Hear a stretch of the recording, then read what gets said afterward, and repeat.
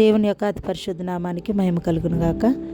Journey with జీసస్లో 4వ వారంలో భాగంగా నీవు ఎలా పిలువబడ్డావు అనే అంశాలను గత కొన్ని రోజులుగా మనం ధ్యానిస్తూ ఉన్నాం. ఈరోజు కూడా బ్రదర్ సామ్యూల్ ఆండ్రూస్ గారి ద్వారా మరికొన్ని విషయాలు ధ్యానిద్దాం. మనము ఎలా పిలువబడ్డాం, అసలు పిలువబడాలి అంటే అర్థం ఏంటి అంటే, మనము దేవునికి దూరం అయిపోయినప్పుడు గడిచిన అంశము, మనము దేవునికి దూరం అయిపోయాం. మనము దేవునికి దూరం అయిపోయాము కాబట్టి దేవుడు మరలా మనల్ని పిలవాలనుకుంటున్నాడు. మరలన్నిటిని ఇంటర్లింక్ చేసుకుంటూ ఈ భాగాన్ని ధ్యానం చేసుకుందాం. మొదటిది, నీవు ఎందుకు సృష్టించబడ్డావు, నీవెవరు, మొదటి అంశం. రెండవది, నీవెందుకు సృష్టించబడ్డావు. మూడవది, నీవు ఎలా దేవునికి దూరం అయిపోయావు, లేదా ఎందుకు దేవునికి దూరం అయిపోయావు. అంటే దేవుడు మనము ఎవరము అనే అంశాన్ని, తర్వాత దేవుడు మనల్ని ఎందుకు నిర్మించుకున్నాడు, ఎందుకు సృష్టించుకున్నాడు, మన భాషలో, మన పరిభాషలో దేవుడు మనల్ని ఎందుకు కన్నాడు, మరి అంత శ్రేష్టమైన ప్రణాళికతో తన ప్రేమను వ్యక్తపరచుటకు మనల్ని కన్న దేవుడు, ఆయన ప్రేమను వ్యక్తపరుస్తున్నప్పటికీ మనము దేవునికి ఎందుకు దూరం అయిపోయాం, ఎలా దూరం అయిపోయాం, ఈ విషయాలన్నీ కూడా పోయిన వారం ధ్యానించుకున్నాం. అయితే ఇప్పుడు అలా దూరం అయిపోయిన మనల్ని దేవుడు మరలా ఎందుకు పిలుచుకున్నాడు, ఎలా పిలుచుకున్నాడు, ఆ పిలుపుని మనం గుర్తిరుగుతున్నామా?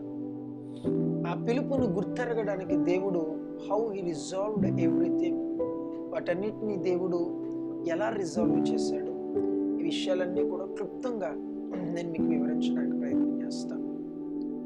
ప్రస్తుతం నేను మీకు వివరిస్తున్న అంశాలన్నీ కూడా ప్రస్తుత మన స్టేజ్ని, మన పొజిషన్ని కాదు నేను మీకు తెలియపరిచేది. మొట్టమొదట నేను మీకు ఇప్పుడు మన పరిస్థితిని, ఇప్పుడు మన స్థితిని, దేవునితో మనకున్న స్థితిని నేను మీకు వివరించడానికి ప్రారంభపు దశ నుండి, అంటే ఆది నుండి నేను మీకు ఉదాహరణలు తీసుకుని వస్తున్నాను. ఆదిలో జరిగిన విషయాలన్నిటినీ కూడా మీకు ఉదాహరణగా తీసుకుని రావడం, వాటినే ఆధారంగా చేసుకుని, వాటినే ఫౌండేషన్గా తీసుకుని, పునాదిగా తీసుకుని వాక్యాలన్నిటిని మనం ధ్యానించుకుంటున్నాం. అట్లా ఇదే అంశాన్ని మనం ప్రారంభం నుంచి, ఆదిలో జరిగిన అంశం నుంచి మనం ముందుకు కొనసాగుతాం. మొదటిగా, దేవునికి దూరం అయిపోతే ఎలా దూరం అయిపోయాడు? మానవుని పాపం వల్ల దేవునికి దూరం అయిపోయాడు. పాపము దేవునికి ఎందుకు మానవుని దూరం చేసింది అంటే, స్వచిత్తము మానవునికి ఉండడం వల్ల ఇక్కడ చిన్న రిస్క్ ఉందని కూడా చెప్పాను మీకు. అదేంటంటే, we have our own choice. దేవునితో ఉండడానికి లేదా దేవునితో ఉండకపోవడానికి we have our own choice. మనకి స్వచిత్తం ఉంది. సో ఈ స్వచిత్తం ఉండడం వలన దేవునితో ఉండాలి అనుకుంటే దేవుని మాట వింటాం, దేవునితో ఉండకూడదు అనుకుంటే దేవుని మాటను నిర్లక్ష్యం చేస్తాం. దేవుని మాటను నిర్లక్ష్యం చేయడం వలన అది దేవుని ఆజ్ఞను అతిక్రమించడం అవుతుంది. ఆజ్ఞ అతిక్రమమే పాపం. సో ఎప్పుడైతే నువ్వు ఆజ్ఞను అతిక్రమించావో, indirectly or directly you are proclaiming that I have no need of you, దేవుని అవసరత నాకు లేదు అని నువ్వు ప్రకటిస్తున్నట్టు లెక్క. సో అంటే ఎప్పుడైతే మనం ఆజ్ఞను అతిక్రమించామో, వీఆర్ నాట్ ఒబేయింగ్ హిమ్, ఆయనను మనం విధేయత చూపుతూ లేదని అర్థం. విధేయత చూపుతూ లేదంటే ఆయనకు ప్రాధాన్యత ఇవ్వడం లేదు అని అర్థం.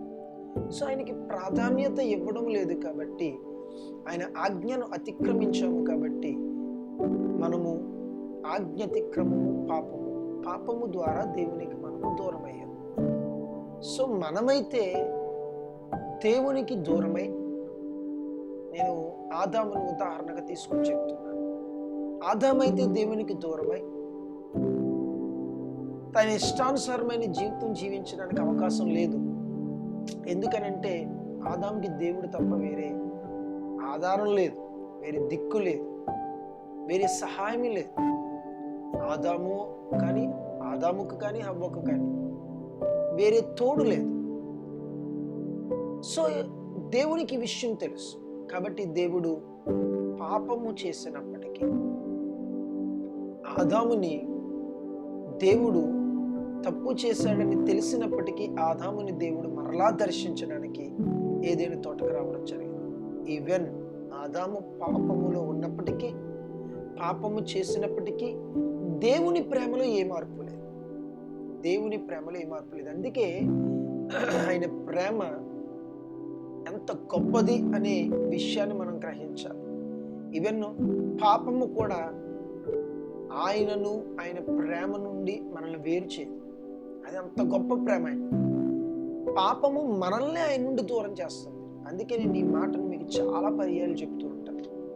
ఎప్పుడు పాపము మనల్ని దేవునికి దూరం చేస్తుంది, దేవుడు మనకెప్పుడు దూరం కాదు. మనం ఎలాంటి స్థితిలో ఉన్న ఆయన ప్రేమను వ్యక్తపరుస్తూనే ఉంటాడు. అలా వ్యక్తపరుస్తూ ఆదాము హవ్వ పాపం చేసినప్పటికీ దేవుడు వారిని మరలా దర్శించడానికి వచ్చాడు. దర్శించడానికి వచ్చి మొట్టమొదట ఆయన ఆదామా నువ్వు ఎక్కడ? హీ కాల్డ్, ఆయన పిలిచాడు. పడిపోయిన ఆదాముని మరలా పిలిచాడు. రెగ్యులర్గా ఎప్పుడు ఆదాము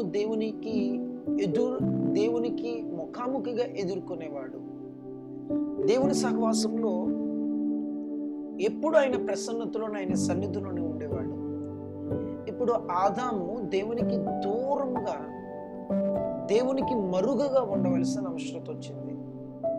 అండ్ దేవుడు ఆదామా నువ్వు ఎక్కడా అని అడగవలసి వచ్చింది. దేవుడు నువ్వు ఎక్కడా అని అడిగిన ప్రశ్నకి దేవుడు ఇన్ఫర్మేషన్ లేక అని మాత్రం మీరు ఎవరు అనుకోవద్దు. దేవుడు ఆదాం యొక్క స్థితిని తెలియపరచడానికి ఆ ప్రశ్న వేశాడు. ఆదాము నీవు ఎక్కడ ఉండాలని ఆశపడ్డాను, నువ్వెక్కడున్నావు? నేను నీకు ఏ స్థితి ఇవ్వాలని ఆశపడ్డాను, నువ్వు ఏ స్థితిలో ఉన్నావు? నేను నీతో ఎలాంటి అనుబంధాన్ని కలిగి ఉండాలనుకున్నాను, నువ్వు ఇప్పుడు ఎలాంటి అనుబంధాన్ని కలిగి ఉన్నావు? ఆదాము నువ్వు ఎక్కడ? నేను ఎక్కడుంచాలనుకున్నాను, నువ్వు ఎక్కడున్నావు? నాతో నీ బంధం ఎలా ఉండాలనుకున్నాను, ఇప్పుడు నువ్వు ఏ స్థితిలో ఉన్నావు? కన్న తండ్రిని, సృష్టికర్త అయిన నీ తండ్రిని నీవు విడిచి మరుగవ్వలసిన పరిస్థితి నీకు ఎందుకు వచ్చింది? ఆదాము నువ్వు ఎక్కడ? మొట్టమొదట దేవుడు ఆదాముని ఇలాగే పిలిచాడు. పిలుపు ఎప్పుడు అవసరం అంటే మనము దూరముగా వెళ్ళినప్పుడు అవసరం. ఆదాము దేవునికి దూరముగా వెళ్ళిపోయాడు కాబట్టి ఆదాముని దేవుడు పిలవవలసి వచ్చింది. దేవుడు ఎప్పుడు ఆదాముని పిలిచినట్లు మనం ముందు చూడం, ఆ సందర్భంలోనే చూస్తాం. ఎందుకంటే ఆదాము దేవునికి దూరం అయిపోయాడు. ఎందుకు దూరం అయిపోయాడో పోయిన వారం మీకు తెలియపరిచాను. పాపము వలన దూరం అయిపోయాడు. చెట్టు చాటున దాక్కో, లేకపోతే మరుగుగా ఉండు అని ఎవ్వరూ ఆదాముకి చెప్పలే. పాపము చేయగానే పాపపు స్వభావం ఏంటంటే మన హృదయంలో దోషభావాన్ని కలిగిస్తుంది. ఈ దోషభావన మనల్ని అయోగ్యులుగా చూపిస్తుంది. ఈ అయోగ్యమైన భావన మనలను మరలా పాపంలోకి నడిపిస్తుంది. ఇది పోయిన వారం నేను మీకు చెప్పిన అంశం. మనం పాపం చేస్తే దోషభావన కలుగుతుంది. దోషభావన కలిగినప్పుడు మరలా అయోగ్యముగా ఎంచబడతాం. అయోగ్యమైన భావన కలిగినప్పుడు మరలా పాపం చేస్తాం. దేవుని సహవాసానికి ఆటోమేటిక్గా ఈ సర్కిల్లో మనం ఇరుక్కుపోయి దేవుని సహవాసానికి దూరం అవుతాం. ఆదాముకి ఎవరు చెట్టు చాటును దాక్కుమని చెప్పలే. ఆదాముని ఎవరు నువ్వు దేవుడు వస్తున్నాడు జాగ్రత్త అని చెప్పలే. బట్ మరి ఆదాముకి ఆ భావన ఎందుకు కలిగింది, ఆలోచన ఎందుకు కలిగిందంటే ఆదాముకున్న మనసాక్షి పాపపు స్వభావము దేవునికి దూరముగా ఉండేలా చేస్తుంది. సో ఇలా ఆదాము నుంచి మొదలుకొని మానవుడు పతనమైన కారణాన్ని బట్టి ఒకని వలన మనమందరము మరణమునకు ప్రాప్తులమైనట్లుగా, ఒకని అపరాధం వలన మనం అందరము చచ్చిన వారమై ఉన్నట్లుగా, ఒకనిలో మనమందరం మరణించామని బైబిల్ చెప్తుంది. ఒకని యందు మనమందరము మరణించి ఉన్నాం. మొదటి ఆదాములో మనమందరము మరణించి ఉన్నాం. మనమందరము చనిపోయాం. చనిపోవడం అంటే దేవునికి చాలా దూరం అయిపోయాం, ఎడమైపోయాం. సో ఆదాముని ఎలా పిలుచుకున్నాడో మనల్ని కూడా దేవుడు అలాగే పిలుచుకుంటున్నాడు. అయితే ఆదాముని పిలిచిన దేవుడు ఆదాముతో అన్నాడు, నువ్వు ఎక్కడున్నావు అంటే, ప్రభువా ఇది ఇది ఇది పరిస్థితి. సో నువ్వు నేను చేయొద్దన్న పనిని చేసావా? సో చాలా కారణాలు ఆదాము అవ్వ మీరు కారణాలు చెప్పారు. ఇవన్నీ మీకు తెలిసిన అంశాలు. దానికి ప్రత్యామ్నాయంగా దేవుడు ఏం చేశాడు?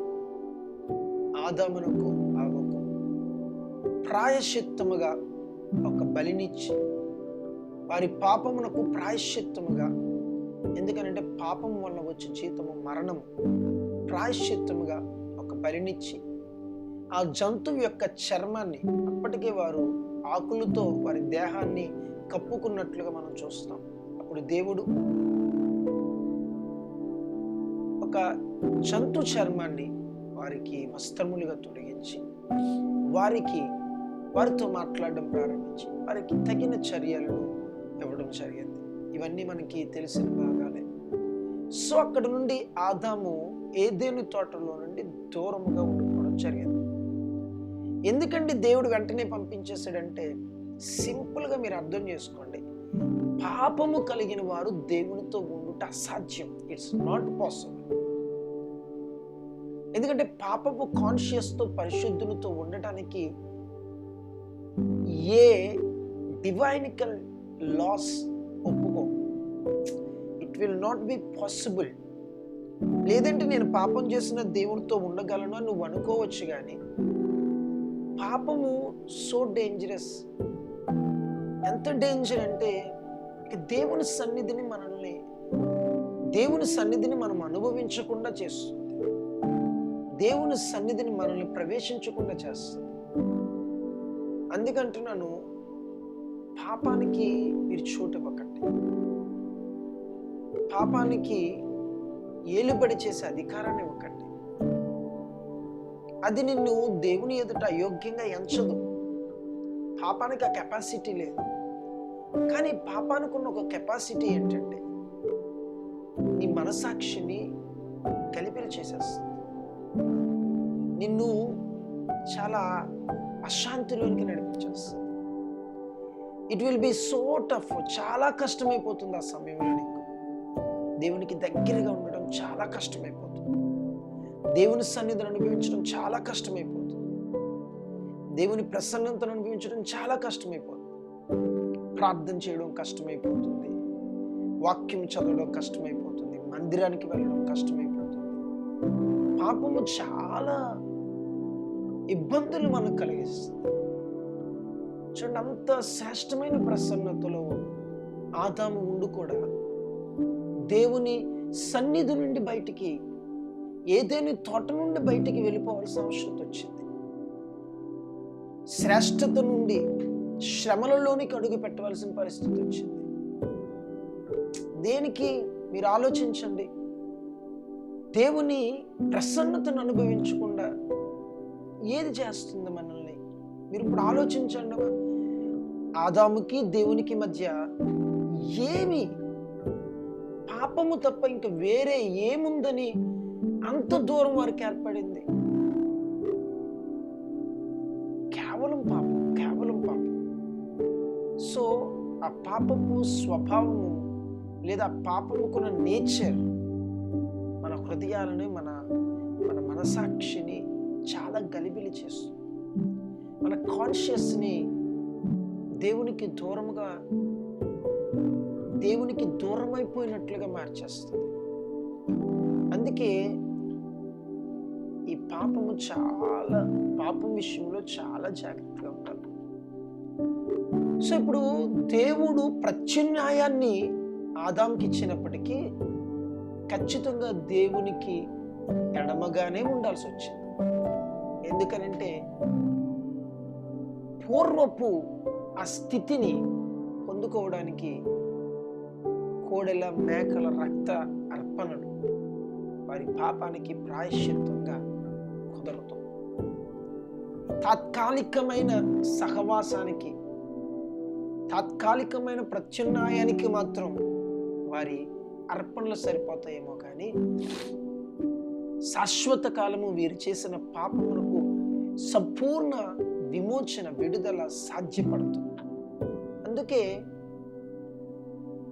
ఈ పాపములు క్షమించబడాలి అంటే ఈ పాపములకు తగిన శిక్ష ఖచ్చితంగా అర్పించబడాలి. దాన్ని గురించి నేను రానున్న దినాల్లో కూడా నేను మీకు వివరిస్తాను. కానీ వీరు అర్పించిన అర్పణ, వీరు చేసిన బలి వీరి పాపమును కంప్లీట్గా తీసివేయదు, కేవలం ఆ పాపమును కప్పగలదు మాత్రమే.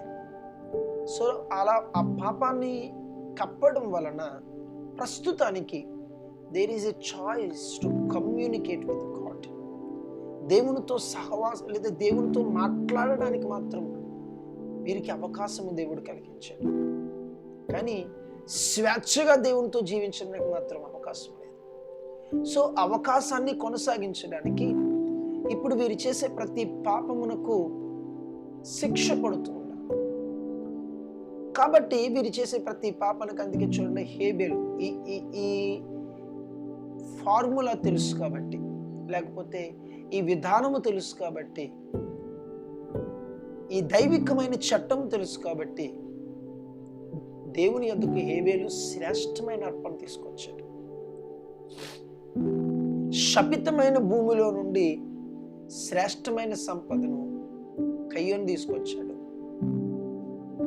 కానీ దేవుడు ప్రత్యామ్నాయంగా ఉంచినటువంటి గొర్రెపిల్లను దేవునికి బలిగా అర్పించాడు. కయ్యోను బలిని ఎందుకు అంగీకరించాడు? హేబేలు బలిని ఎందుకు అంగీకరించాడు? కయ్యోను బలిని ఎందుకు తృణీకరించాడంటే అదొక ముఖ్యమైన అంశం. అది కూడా దేవుడు ఎందుకు ఆమోదించలేదు కయ్యోను అర్పణను, హేబేలు అర్పణని అంగీకరించాడు అంటే అది బలిగా ఉంది కాబట్టి. పాపమునకు వచ్చే జీతము మరణము కూడా అక్కడ సంప్రాప్తం అవ్వాలి, లేకపోతే ఆ సహవాసంలోనికి వెళ్ళడం సాధ్యపడదు. అది ఎరిగిన హేబేలు దేవుని సహవాసంలోనికి వెళ్ళాడు. మిగిలిన వారు దేవుని సహవాసానికి దూరం అయిపోయారు. If you don't know the way, నీవు దేవుని సహవాసానికి దూరం అయిపోతావు. ఇప్పుడు మన స్థితికి వచ్చేద్దాం, మన పొజిషన్లోకి వచ్చేద్దాం. సేమ్ ఇప్పుడు మనము కూడా దేవునికి అదే దూరమైన పొజిషన్లో ఉన్నప్పుడు మనకు కూడా ఏం కావాలి అంటే మనం కూడా బలిర్పించాలి. ఆదాము ఎలా బలిర్పించాడు, హేబేలు ఎలా బలిర్పించాడు, మానవాళంతా కూడా అలాగే బలిర్పించాలి. సో మనము కూడా బలులర్పించాలి. సో మనమే బలర్పిందాం అంటే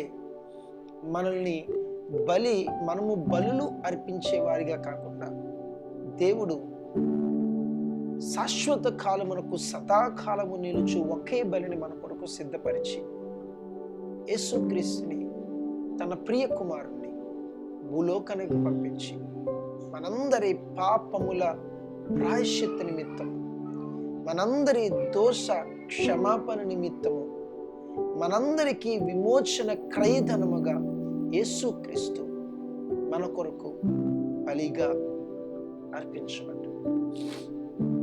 ఆయన దేవుని కుమారుడై ఉండి, ఆయనే దేవుడై ఉండి మానవ రూపుగా భూలోకానికి వచ్చి మనము దేవుని సన్నిధికి దూరం అయిపోవడానికి కారణమైన ఈ పాపమును శాశ్వతంగా, కంప్లీట్గా వేర్లతో సహా పిక్కిలించి పాపము లేని వారిగా మనల్ని ఆయన దేవుని ఎదుట కనుపరిచి ఆయనకు మనకు మధ్య సంధి చేయడానికి తన విలువైన ప్రాణాన్ని అర్పించాడు. సో ఆ విలువైన ప్రాణము అర్పించడం ద్వారా మనమందరము కూడా దేవునితో సంధి చేయబడ్డాం. దేవుని ఉద్దేశం గురించి ఒక వచనాన్ని మనం ధ్యానం చేసుకుందాం. ఈ ప్రారంభము మీకు తెలిస్తేనే మనకు పిలుపుని గురించి మనము మాట్లాడుకోవడానికి అవకాశం ఉంటుంది. కొలస్సీలకు రాసిన పత్రిక 1వ అధ్యాయము 19 చూడండి. ఆయన యందు సర్వ సంపూర్ణత నివసింపవలెనని.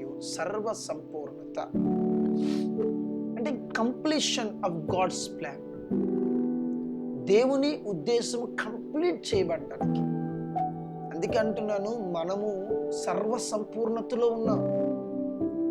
మనము దేవుని ఉద్దేశం ఏదైతే ఉందో, ఆ మొదటి ఆదాము దేనినైతే కోల్పోయాడో మనం దాన్ని కంప్లీట్గా రిస్టోర్ చేయబడతాం.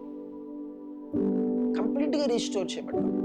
సర్వ సంపూర్ణత నివసింపవలననియు ఆయన శిలువ రక్తము చేత సంధి చేసి, ఎవరెవరికి? దేవునికి మనకి మధ్య సంధి కుదిర్చాడు. పాపము వలన ఏ దూరం అయితే ఏర్పరచబడిందో ఆ దూరాన్ని తొలగించి తండ్రికి మనకి మధ్య సంధి చేశాడు.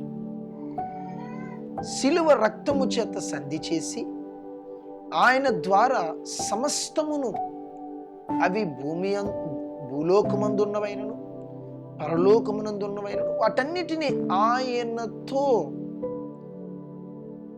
ఆయన ద్వారా అంటే యేసుక్రీస్తు ద్వారా ఆయనతో అంటే తండ్రితో తనతో సమాధానపరుచుకోవాలని తండ్రి అభిష్టమైంది. తండ్రికి ఇష్టమైంది ఏం చేయాలని? సంధి చేసుకోవాలి. మనతో తండ్రికి మధ్య సంధిని ఎవరు కుదిర్చారంటే యేసయ్య రక్తము. ఆయన మరణించుట ద్వారా, ఆయన త్యాగము తండ్రికి మనకి మధ్య సంధిని కుదిర్చింది. సో వన్స్ అగైన్ ఆనాడు ఆదాముని పిలిచినట్లుగా ఈనాడు నిన్ను నన్ను దేవుడు పిలుస్తున్నాడు. ఫస్ట్ ఈ పిలుపుని వినాలి. ఏంటి పిలుపు? రా, నీవు ఎక్కడున్నావు? నేను నిన్ను పిలుస్తున్నాను, రా. నీకు నాకు మధ్య ఏర్పరచబడిన దూరాన్ని తొలగించి నీకు నాకు మధ్య సంధి చేయడానికి నాకు ప్రియ కుమారుని పంపించాను, రా అని దేవుడు మరలా, దూరం అయిపోయిన మనలను దేవుడు మరలా పిలుస్తున్నాడు. ఆయన పిలిచాడు, దూరం అయిపోయిన మనల్ని పిలిచాడు. విత్ లీగల్ రైట్స్, లెజిటిమేటిక్ రైట్స్, చట్టపరమైన న్యాయపరమైన పిలుపుని దేవుడు మనకిస్తున్నాడు. కాంప్రమైజ్ అవ్వలేదు దేవుడు ఎక్కడ, ఎక్స్క్యూజెస్ చూడలేదు దేవుడు ఎక్కడ. దేవుడుగా ఉండాలి అంటే, ఆయన మహిమ ఏనాడు తగ్గకూడదంటే హీ మస్ట్ నాట్ కాంప్రమైజ్. ఆయన కాంప్రమైజ్ అయిపోతే ఆయన దేవుడు కాలేడు, కాంప్రమైజ్ కాకపోతే దేవుడు కాలేడు. ఇది అసలు ప్రాబ్లం. ఆయన కాంప్రమైజ్ అయితే దేవుడు కాలేడు, ఆయన కాంప్రమైజ్ కాకపోతే దేవుడు కాలేడు. ఆయన కాంప్రమైజ్ అయిపోతేనేమో ఆయన న్యాయము తప్పినవాడు అవుతాడు. ఆయన కాంప్రమైజ్ అవ్వకపోతే ఆయన ప్రేమ లేనివాడు అవుతాడు. దేవునికున్న మెయిన్ లక్షణం ఏంటి? దేవుడు అంటే ఎవరు అంటే ఆయన న్యాయము, ఆయన ప్రేమ. He just and he is love. If he is just, ఆయన కాంప్రమైజ్ కాకూడదు. ఇఫ్ హీ ఈజ్ లవ్, ఆయన కాంప్రమైజ్ అవ్వాలి. నా మాటలు మీకు అర్థమైనవి అనుకుంటున్నాను. దేవుడు జస్ట్ కాబట్టి, న్యాయవంతుడు కాబట్టి ఆయన కాంప్రమైజ్ అవ్వకూడదు. ఆయన కాంప్రమైజ్ అయిపోయాడు అంటే ఆయన దేవుడు కాడు. సర్లే, కాంప్రమైజ్ అవ్వలేదు అనుకోండి, మా తండ్రి ఎలాగవుతాడు? మన బలహీనతను అర్థం చేసుకుని మనకు సహాయం చేసేవాడై ఉండాలి కదా. సహాయం చేయాలంటే ఆయన స్థాయిని తగ్గించుకుని రావాలి కదా. అంటే ప్రేమను వ్యక్తపరచాలంటే కాంప్రమైజ్ అవ్వాలి కదా. సో ఆయన కాంప్రమైజింగ్ కూడా ఆయన న్యాయానికి తగిన రీతిలో చేశాడు. అందుకే బైబిల్ అంటుంది, ఆయన ఉద్దేశించిన సంగతులు లేకపోతే ఆయన ప్రణాళికలు జగత్ పునాది వేయబడక మునిపే ఆయన దీని కొరకు, మన విమోచన కొరకు చేసిన ఈ ఆలోచన ఎంత గొప్పదో అని బైబిల్ వివరిస్తూ ఉంటుంది. ఇది మనుషులకు అర్థం కాదు. హృదయానికి గోచరం కాదు. ఇది అమూల్యమైన దేవుని ప్రణాళిక.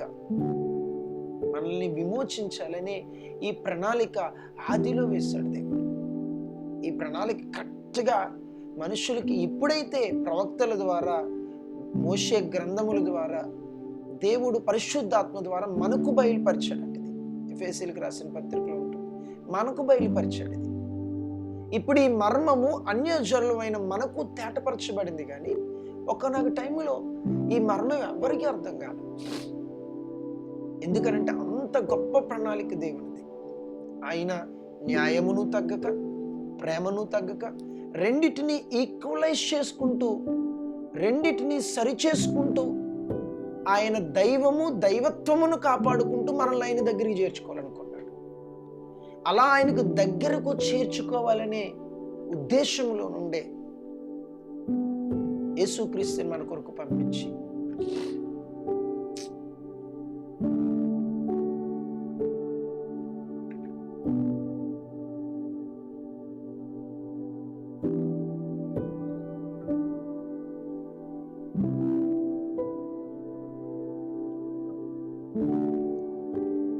ఆయన దగ్గరకు చేర్చుకోవాలనే ఉద్దేశంతోనే యేసుక్రీస్తుని మన యొద్దకు పంపించి తండ్రికి మనకి మధ్య సంధి చేశాడు. ఇప్పుడు సంధి చేసి now he is calling us. ఇప్పుడు ఆయన మనల్ని పిలుస్తున్నాడు. నా ప్రియ కుమార్తె రా, నా ప్రియ కుమారుడా రా, నేను మార్గములన్నిటినీ సిద్ధపరిచాను, సరళము చేశాను. అందుకే చూడండి, భక్తుడైన యోహాను, బాప్తిస్మిచ్చి యోహాను అంటాడు, ఆయన మార్గములను సరళము చేయటకు, మార్గములన్నీ సరళము చేయడానికి యేసయ్య భూలోకానికి వచ్చాడు. లోక పాపమును మోసుకుని పోవు దేవుని గొర్రెపిల్ల. ఈ లోక పాపము దేవునికి విరోధముగా ఉన్న పాపాన్ని తీసుకుని మోసుకుని దానికి తగిన శిక్షను అనుభవించి ప్రాయశ్చిత్త బలిగా అర్పించబడి మనకు దేవునికి మధ్య ఉన్న అడ్డును తొలగించడానికి వచ్చిన యేసయ్య. అలా వచ్చి రోజు మనకి ఆయనకి మధ్య అడ్డును తొలగించాడు కాబట్టి ఇక మనకున్న పని ఏంటి అంటే ఆయన పిలుపును గుర్తెరగడం. ఆయన పిలుపును గుర్తెరగడం. ఈ విషయం మీకు చాలా స్పష్టంగా అర్థమవుతుందని నేను అనుకుంటున్నాను. దూరమైపోయిన మనము మరలా సంపూర్ణము చేయబడి, చేసిన లోపాలు క్రీస్తు రక్తం వలన కడుగబడి, మరలా అది మన క్రియల ద్వారా కానీ, మన సామర్థ్యత ద్వారా కానీ మనము ఆ రిలేషన్ని, దేవునితో ఆ సహవాసాన్ని, దేవునితో ఆ బంధాన్ని స్థిరపరచుకోలేము. కాబట్టి మనకు దేవుడు ఆ గొప్ప ధన్యతను, అందుకే మనము కృపలో ఉన్నాము అంటారు. అంటే అయోగ్యమైన మనకు అసాధ్యమైన కార్యాన్ని చేసి దేవునికి మనల్ని దగ్గర చేసి ఆయనతో సంధి చేసి ఆయనతో ఉండే బాధ్యతనిచ్చాడు. ఇది కృప. కృప అనగా యోగ్యత లేని వారికి దేవుడిచ్చే ఉచితమైన బహుమానమే కృప. ఆ కృపను దేవుడు మనకు దయచేశాడు. ఆ కృపను దయచేసి ఇప్పుడు దేవునితో మనకు సంధిని ఏర్పాటు చేసి ఇప్పుడు మనల్ని పిలుస్తున్నాడు. ఇప్పుడు మన పిలుపేంటి ఈసారి మీరు ఆలోచన చేయాలి. మనల్ని ఎందుకు పిలుస్తున్నాడు? అసలు చాలా నార్మల్ పీపుల్ కూడా గ్రహించగలిగిన విషయం ఇది. ఇప్పుడు మనల్ని ఎందుకు పిలుచుకున్నాడంటే అసలు చాలా మందికి సేవకులు కూడా తెలియని ఆన్సర్ ఇప్పుడు మీకు తెలియాలి. దేవుడు మనల్ని ఎందుకు పిలుచుకున్నాడు? దేవుడు మనల్ని పిలుచుకున్నాడు అంటే కారణం ఎవరైనా చెప్పగలరా? మీకు అవకాశం ఇస్తున్నాను, ఒక 2 minutes. దేవుడు మనల్ని ఎందుకు పిలుచుకున్నాడు? ఎవరైనా ఒక్కొక్క మాట చెప్పగలరా?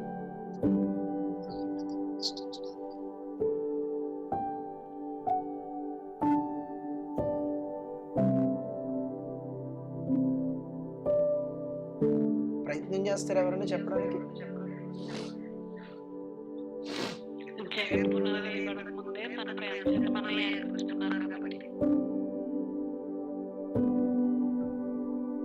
ఓకే, ఇంకా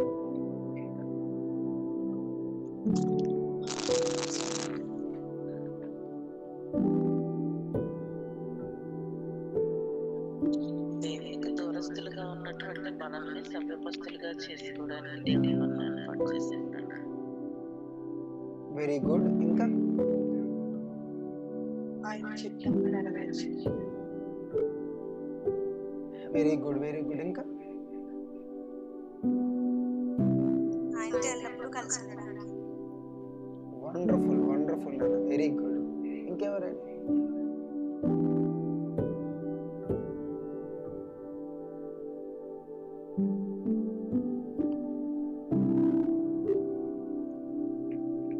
very good, wonderful. Nishita, Nishi, Nissi, very good. Nishita, Nissi, very good నాన్న. చాలా మంచి క్లారిటీతో కూడిన వర్డ్ చెప్పినావు. మరలా ఆయనను ప్రేమించడానికి, మరలా ఆయనతో ఉండడానికి మీరు ఎందుకు పిలువబడ్డారంటే, ఇంకా ఎందుకు పిలువబడ్డామనే పిలుపుకి క్లియర్ మీనింగ్, ఎందుకు పిలువబడ్డామంటే క్లారిఫికేషన్ ఏంటంటే, అసలు దేవుడు మనల్ని ఎందుకు నిర్మించుకున్నాడో మరలా ఆ స్థితిని రీస్టోర్ చేయడానికి మరలా పిలుస్తున్నాడు. మనము మునుపు ఆయన దగ్గరగా ఉన్నాం, కొంతకాలము ఆయనకి దూరం అయిపోయాం.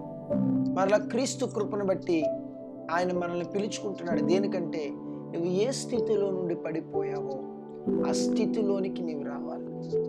అందుకే చూడండి, ఎఫెసీ సంఘంతో మాట్లాడుతూ ప్రకటన గ్రంథంలో అంటాడు, నీకు మొదట ఉండిన ప్రేమ నుండి నువ్వు పడిపోయావు. నువ్వు ఎంత చేస్తే ఏం ఉపయోగం? నీ ప్రయాస నాకు తెలుసు, నీ సహనం నాకు తెలుసు, నీ క్రియలు నాకు తెలుసు, నాకు అన్నీ తెలుసు. నువ్వు ఎంతో కష్టపడుతున్నావు, కానీ వీటి కోసం కాదు కదా నేను నిన్ను పిలుచుకుంది. చాలామంది నేను దేవుని పని చేయడానికి పిలువబడ్డానండి, దేవుని కొరకు బ్రతకడానికి పిలువబడ్డానండి, దేవుని పరిచర్య కొరకు పిలువబడ్డానండి. అమ్మ, ప్రేమ లేకపోతే ఇవన్నీ దేనికి? అసలు ఇవన్నీ ప్రేమలో నుండి రావాలి. చాలా మందికి దేవుడు కృపావరాలు ఇస్తాడు, చాలా మందికి దేవుడు గొప్ప పిలుపులో బాధ్యతనిస్తాడు. అంటే ఎలా అంటే ఒక్కొక్కరిని ఒక్కొక్క తలాంతుతో వారిని వాడుకోవడం చేస్తూ ఉంటాడు దేవుడు. ప్రేమ లేకుండా మనము వాడబడితే ఏం ఉపయోగం? కొంతమంది దేవుని కొరకు చాలా ఉన్నతమైన పరిచర్య చేస్తారు, కానీ వారి పరిచర్యలో ప్రేమ ఉండదు, స్వార్థం ఉంటుంది. పరిచర్యలో ప్రేమ ఉండదు, నేను అనే ఐడెంటిటీ ఉంటుంది. పరిచర్యలో ప్రేమ ఉండదు, నేను గుర్తింపబడాలి అని ఉంటుంది. పరిచర్యలో ప్రేమ ఉండదు, డబ్బు కోసం చేసేవారు ఉంటారు. పరిచర్యలో ప్రేమ ఉండదు, జీవనోపాధి కోసం చేసేవారు ఉంటారు. మరి వీరందరూ దేవుని పిలుపు కలిగిన వారా అంటే మీరు ఇవన్నీ చేసి ఏం ఉపయోగం? ఎఫెసీ సంఘంతో అదే అంటున్నాడు 2వ అధ్యాయంలో, మీరు చదువుకోండి ప్రకటన గ్రంథం. నువ్వు పడిపోయావు ఆ స్థితి నుండి. ఏ స్థితి అంటే నువ్వు ఏది చేసినా ప్రేమ కోసం చేసావు, ఏది చేసినా నా మీద ప్రేమతో, ఏది చేసినా నా ప్రేమను నువ్వు అనుభవించడానికి చేసావు. కానీ ఈరోజు ఆ ప్రేమ నుండి పడిపోయావు. ఈరోజు చాలా మంది క్రైస్తవులు కూడా నేను దేవుని కోసం బ్రతుకుతున్నాను, ఈవెన్ మీలో చాలా మంది కూడా. ఇప్పుడు ఈరోజు మీరు క్లారిటీకి రండి. నేను దేవుని కోసం బ్రతికేస్తున్నాను, దేవుని కోసం ఏదో చేసేస్తున్నాను, నేను దేవుని కోసం ఇది చేస్తాను. నువ్వెవరమ్మా చేయడానికి? నేనెవరమ్మా చేయడానికి? ఏం చేసేస్తున్నాం? ఎందుకు చేస్తున్నాం? There is a reason. మనం ఎవ్వరూ యోగ్యులం కాదు దేవుడు కృప లేకపోతే ఆయన పని చేయడానికి. మనిషికి గర్వం తలకెక్కిపోయి తెలుస్తూ లేదు వాడికి. ఏమనుకుంటున్నాడంటే మానవుడు అనేవాడు, నేను దేవునికి నా శక్తిని ఉపయోగిస్తున్నాను, నేను ఇలా చేస్తున్నాను. ఎవరు చేయగలరు మా దేవుని పనిని? ఎవరు? దేవుని ప్రేమ నుండి తప్ప మనం ఏది చేసినా అది మన స్వార్థం కొరకు చేసిందే. అందుకే పరిచర్య చేసేవాడు గర్వించడు. ఎందుకు అనుకుంటున్నారు? ఇది నా కోసం చేస్తున్నానా, నా శక్తితో చేస్తున్నానా? దేవుడు, ఐ లవ్ మై ఫాదర్, నేను దేవుని కొరకు చేస్తున్నాను అంటాడు. ప్రయాసపడిన వాడు భక్తుడు. నేను పౌలు చూడండి, ఆయన అంటాడు నేనేమై ఉన్నాను. అది 1 కొరింథీయులకు రాసిన పత్రిక 15వ అధ్యాయంలో ఉంటుంది. నేనేమై ఉన్నానో అది దేవుని కృప వల్ల అయి ఉన్నాను అని నెక్స్ట్ అంటాడు. నేను అపోస్తలులందరికంటే ఎక్కువ ప్రయాసపడ్డాను. నెక్స్ట్ లైన్ అంటాడు, ప్రయాసపడినను ఆ ప్రయాసపడుటకు శక్తినిచ్చింది దేవుని కృప అని చాలా క్లియర్గా చెప్పేస్తాడు. నేను కష్టపడ్డాను కాదంట్లా, అందరికంటే ఎక్కువ కష్టపడ్డాను, కానీ కష్టపడింది నేను కాదు. ఆయన శక్తి లేకపోతే నేను ఎలా కష్టపడగలను? నేను బోలంత పరిచర్య చేశానంటే ఆయన కృప లేకపోతే మనం ఎలా చేయగలం? సో మనం ఏది చేసినా వీటి అన్నిటి అల్టిమేట్ రీజన్ ఏమై ఉండాలంటే ప్రేమ. మనం ఎందుకు పిలువబడ్డామంటే, ఎందుకు నిర్మించబడ్డామో అందుకే పిలువబడ్డాం, ఎందుకు సృష్టించబడ్డామో అందుకే పిలువబడ్డాం, ఎందుకు కనబడ్డామో అందుకే పిలువబడ్డాం, ఎందుకు ఉద్దేశించాడో అందుకే పిలువబడ్డాం. దేవుని ప్రేమను పొందడానికి పిలువబడ్డావు, దేవుని ప్రేమించడానికి పిలువబడ్డావు. ఆయన ప్రేమను పొందడానికైనా, ఆయన ప్రేమించడానికైనా ఇప్పుడు మనకున్న వారధి సారథి ఎవరంటే యేసయ్య. ఎందుకనంటే ఇంకా మనం ఆత్మరూపులుగా లేము, ఇంకా ఈ శరీర విమోచన కొరకు మనము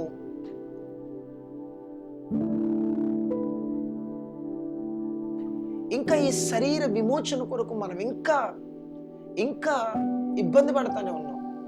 ఈ విమోచన కొరకు ఇంకా మనము ఎప్పుడు విమోచించబడతాను? ఈ శారీరక విమోచన నుండి. రోమీలకు రాసిన పత్రిక 8వ అధ్యాయం, ఆత్మలో రక్షించబడిన మనము శారీరక విమోచన కొరకు మనం మూలుగుతున్నామని బైబిల్ చెప్తుంటుంది. రోమీలకు రాసిన పత్రిక 8వ అధ్యాయము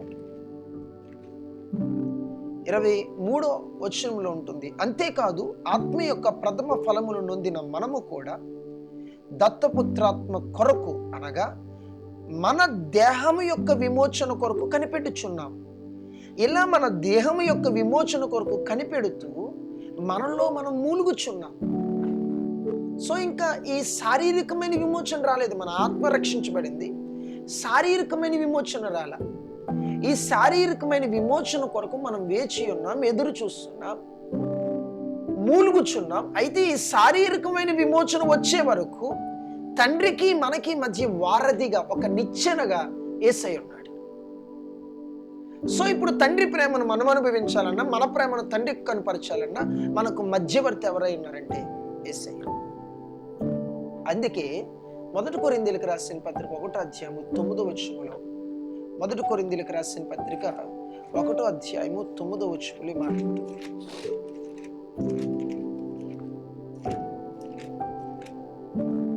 మన ప్రభువైన యేసుక్రీస్తు అను తన కుమారుని సహవాసమునకు మిమ్మల్ని పిలిచిన దేవుడు నమ్మదగినవాడు. ఇప్పుడు చెప్పండి, మనం ఎందుకు పిలువబడ్డాం? యేసుక్రీస్తుతో సహవాసం చేయడానికి పిలువబడ్డాం.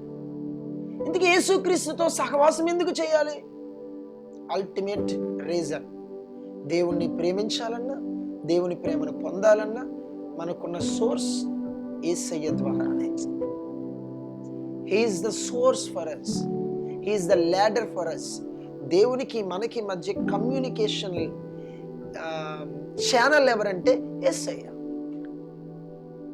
అందుకే దేవుని స్వరూపము, ఆయనే దైవత్వము కలిగిన వాడు, ఆయనే దేవుడు. So if we communicate with him, if we have fellowship with him, we will definitely express our love unto God and we will definitely receive his love unto us.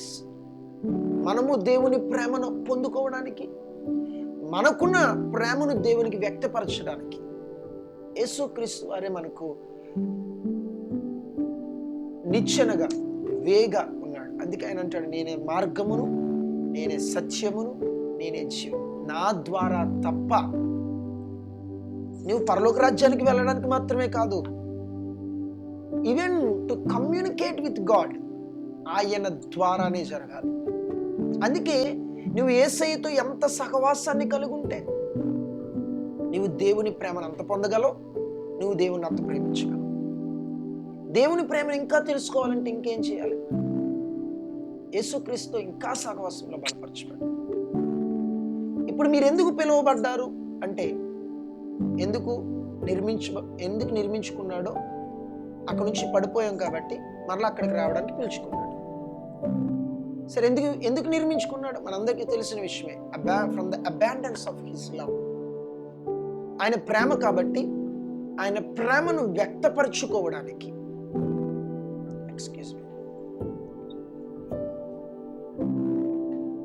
ఆయన ప్రేమను వ్యక్తపరచుకోవడానికి మనల్ని నిర్మించుకున్నాడు. ఈ అంశాన్ని నేను మీకు తెలియపరిచాను. So he want to restore that place. దాని నుంచి మనం పడిపోయాం, దాన్ని మరలా రీస్టోర్ చేయాలనుకున్నాడు, రీస్టోర్ చేసేసాడు కంప్లీట్గా. Now you're completely restored. మీరందరూ కూడా రిస్టోర్ చేయబడ్డారు. బట్ ఇంకా ఈ ఫిజికల్లో ఉన్నాం కాబట్టి మనం కంప్లీట్ విమోచనను ఇంకా పొందలేదు. We are waiting for our flesh to be change, body to be changed. ఈ బాడీ ఎందుకు చేంజ్ అవ్వలేదు, మనకి విమోచన వచ్చిందంటే దానికి ఒక కారణం ఉంది.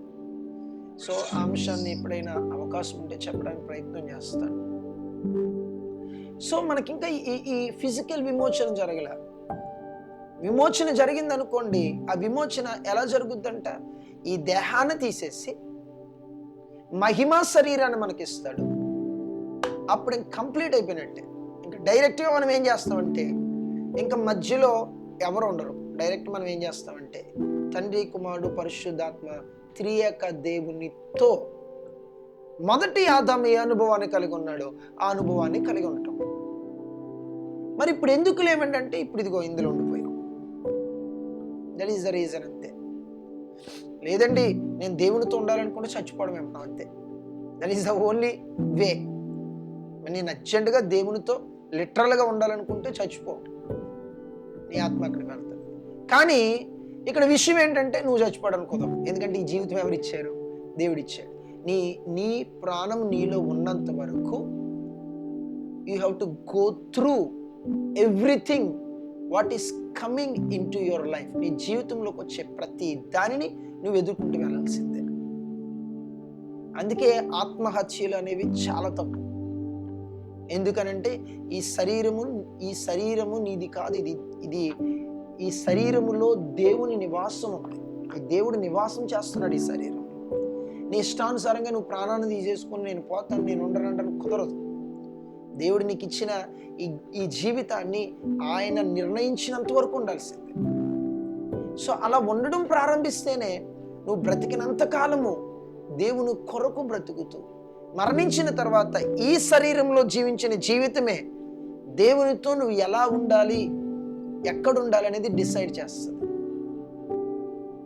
ఇది టెస్ట్ లాంటిది అనమాట. ఈ శరీరంలో మనం బ్రతికే ఈ జీవితం పరీక్ష లాంటిది. ఈ పరీక్షను బాగా రాయండి, రిజల్ట్ అద్భుతంగా చూస్తాం. ఈ పరీక్షను బాగా రాయండి. ఇదే రిజల్ట్ అనుకోకండి, ఇది పరీక్ష. ఈ లోకంలో ఉన్నది ఒక పరీక్ష. అందుకే భక్తుడైన పౌలు అంటాడు, నేను మంచి పోరాటము పోరాడి తిని. ఇది పోరాటం, ఇది ఒక టెస్ట్, ఇదొక పందెం. భక్తుడైన పౌలు అంటే నా పందపు రంగములో ఓపికతో పరిగెడుతున్నాను అంటాడు.